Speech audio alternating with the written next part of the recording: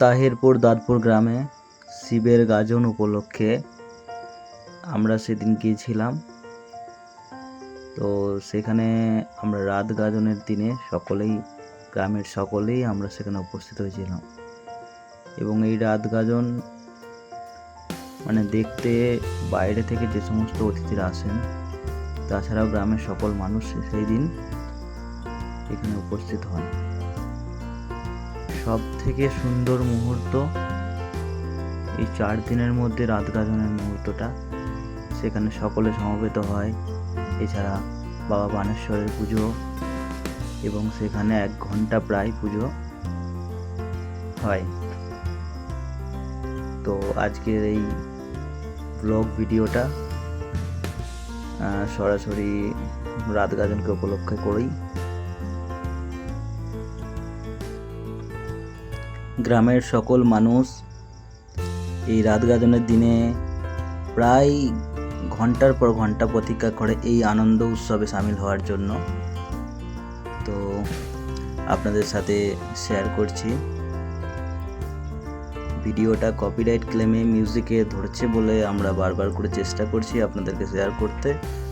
আর এটা voice over করার কারণ এটাই যে কপিরাইট ক্লেমটা আমরা যদি আটকাতে পারি মিউজিক থেকে, তাহলে আপনাদের সাথে এই ভিডিওটা সুন্দর মুহূর্তটা শেয়ার করতে পারবো। তো দেখতে পাচ্ছেন বাবা বানেশ্বরকে নিয়ে ভক্তরা নাচানাচি করছে।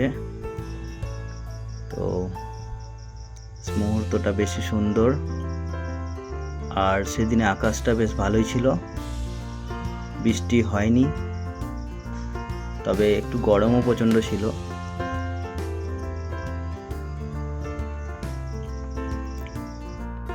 বাবা বানেশ্বরের গাজন প্রায় 100 বৎসর ধরে হয়ে আসছে।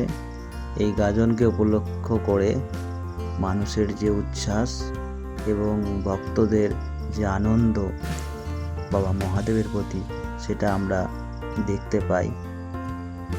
এবং প্রায় 5 থেকে 6 দিন ধরে এই গাজন আমাদের চলে, প্রায় বৎসরের।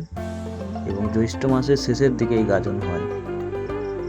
তো বেশ আনন্দের সাথে আমরা গাজন কাটাই। তাই আপনাদের প্রত্যেককে আগামী বৎসরের এই শিবের গাজন উপলক্ষে আমন্ত্রণ রইল। আসুন, এখানে গাজন দেখুন, থাকুন, বাবা মহাদেবের আশীর্বাদ গ্রহণ করুন।